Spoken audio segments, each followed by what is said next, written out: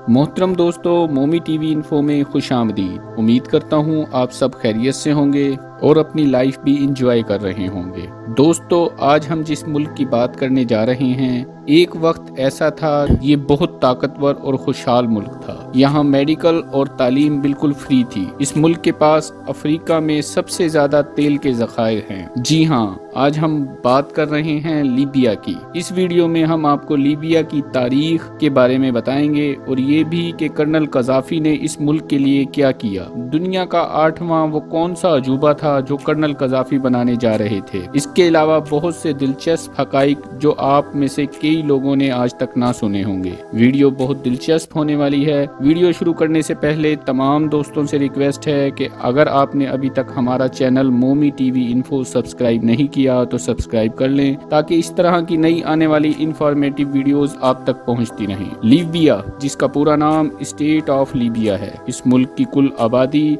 68 लाख के करीब है। आबादी के लिहाज से ये दुनिया में 107वें नंबर पर आता है। लीबिया का कुल रकबा 17,60,000 मुरब्बा किलोमीटर है, जो रकबे के लिहाज से दुनिया में 16वें नंबर पर आता है। लीबिया का नाम कदीम जमाने का है। अफ्रीका के लोगों को लीबो बुलाया जाता था, इसी वजह से इसका नाम तजवीज़ करके लीबिया रखा गया। इस मुल्क में 93% मुसलमान आबाद हैं और बाकी 3% दूसरी कम्युनिटी के लोग रहते हैं। इस मुल्क की करेंसी लीबियन दिनार है, जो पाकिस्तानी 58 और इंडियन 17 रुपयों के बराबर है। लीबिया का 11 लाख मुरब्बा किलोमीटर से जायद रकबा सहरा और रेगिस्तान पर मुश्तमिल है, लेकिन तारीख की किताबों में पता चलता है कि इस मुल्क में कभी सब्जा भी हुआ करता था, लेकिन ये कोई नहीं जानता कि ये सब्जा कैसे और क्यों खत्म हो गया। ये मुल्क मगरिबी अफ्रीका का चौथा बड़ा मुल्क है। इस मुल्क की कौमी जबान अरबी है। मोअज़्ज़िज़ सामईन कराम, अगर हम इस मुल्क की तारीख की बात करें तो लीबिया की तारीख बहुत पुरानी है। एक अंदाजे के मुताबिक ये मुल्क 8000 साल से भी ज्यादा पुराना है। इस मुल्क को बर्बर लोगों ने आबाद किया। बर्बर लोग वो थे जिन्होंने तारिक बिन ज़ियाद जैसा बेटा पैदा किया। 630 कबल अज़ मसीह यूनानियों ने इसके एक हिस्से पर हुकूमत की। 525 कबल मसीह में परीशियों ने यूनानियों से कब्जा हासिल कर लिया। इसके बाद तकरीबन 331 कबल मसीह में सिकंदर आजम ने इस मुल्क में हुकूमत कायम की और इसका कब्जा यूनानियों के पास दोबारा चला गया। 642 ईस्वी में हजरत उमर फारूक रजी अल्लाह तआला अन्हु के दौरे खिलाफत में हजरत अमर इब्ने सास ने लीबिया को फतह कर लिया और यहाँ से लीबिया की इस्लामी तारीख का आगाज हो गया। लेकिन उस वक्त यहाँ के लोग अरब को खुद पर हाकिम नहीं देखना चाहते थे। इसके बाद अरब फैमिलीज लीबिया में आबाद होना शुरू हो गई, जिनमें से 2 बड़े कबीले बड़े अहम हैं, बनु हिलाल और बनु सलीम। यूं आहिस्ता आहिस्ता अरब के लोगों की तादाद में इजाफा होता गया और लीबिया की अक्सरियत अरब में तब्दील होती गई। मुसलमानों की नाइत्तफाकियों की वजह से ये इलाका स्पेन के कब्जे में आ गया। 1551 में सल्तनत उस्मानिया ने इसको फतह कर लिया। 1911 में ये इलाका सल्तनत उस्मानिया से इटली के पास चला गया। दोस्तों, उस वक्त इसका नाम इटालियन लीबिया रखा गया। इसके बाद अक्सरियत में इटली के लोग यहाँ आकर आबाद हो गए और मुसलमानों पर इटली ने बहुत जुल्म किए। 4 सितंबर 1951 को लीबिया इटली से आज़ाद हो गया। 1959 में इस मुल्क में तेल की दरियाफ्त हुई, जो कि आज तक अफ्रीका के सबसे बड़े तेल के ज़खायर हैं। मोअज़्ज़िज़ दोस्तों, 1969 में इस मुल्क पर कर्नल कज़ाफ़ी की फौज ने कब्जा कर लिया। यहाँ से आपको बताते हैं कि कर्नल कज़ाफ़ी ने इस मुल्क को कैसे चलाया। यहाँ आपको एक और हैरान कुन बात बताता चलूं कि कर्नल कज़ाफ़ी पैदा तो एक इंतहाई गरीब घराने में हुए, लेकिन जब कर्नल कज़ाफ़ी मरे तो $200 बिलियन के मालिक थे।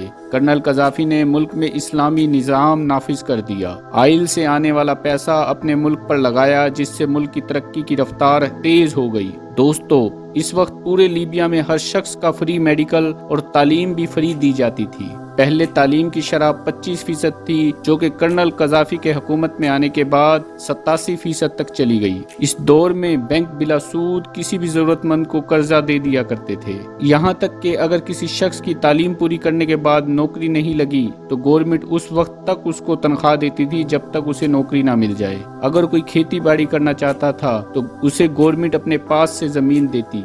दोस्तों, कज़ाफ़ी के दौर में हर नई शादी करने वाले जोड़े को $50,000 $50,000 गवर्नमेंट अपनी तरफ से देती थी कि वो अपनी नई जिंदगी शुरू कर सके। मुअम्मर कज़ाफी ने 1980 में साफ पानी की सप्लाई हर घर तक पहुंचाई, जो कि दुनिया का सबसे बड़ा वाटर सप्लाई सिस्टम था। दोस्तों, कर्नल कज़ाफी की हैरानकुन बात आपको बताता चलूं कि कर्नल कज़ाफी जब भी किसी मुल्क का सफर करते थे तो अपना बुलेट प्रूफ टेंट साथ लेकर जाया करते थे। ये किसी भी होटल में स्टे नहीं करते थे, इस टेंट में ही स्टे करते थे। इस टेंट को ले जाने के लिए अलहदा एक जहाज जाया करता था। कर्नल कज़ाफी को अपने कल्चर से बहुत प्यार था और ये टेंट उनके कल्चर का हिस्सा था।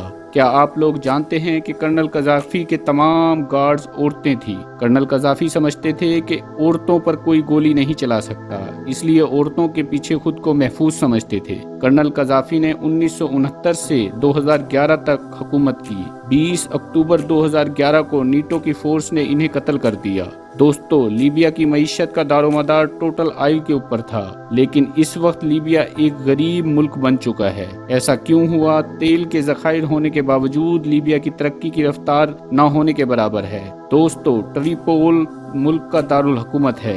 ये लीबिया का सबसे बड़ा शहर है। इस शहर की कुल आबादी तकरीबन 12 लाख के करीब है। आज भी अगर कोई शख्स बिजनेस के लिए लीबिया जाना चाहता है तो वो सिर्फ ट्रिपोल सिटी में जा सकता है।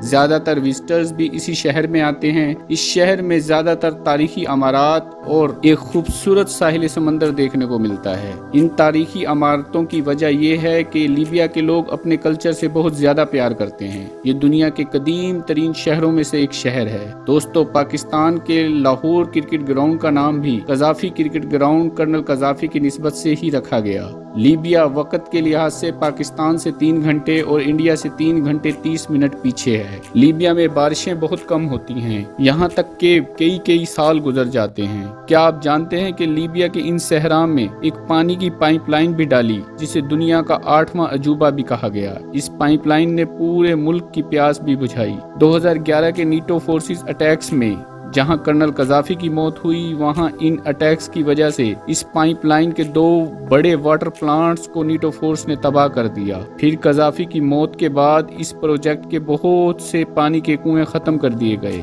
आज ये प्रोजेक्ट अधूरा पड़ा है और दोबारा लीबिया के 50% से ज्यादा लोग पानी की किल्लत की वजह से बहुत मुश्किलात में हैं।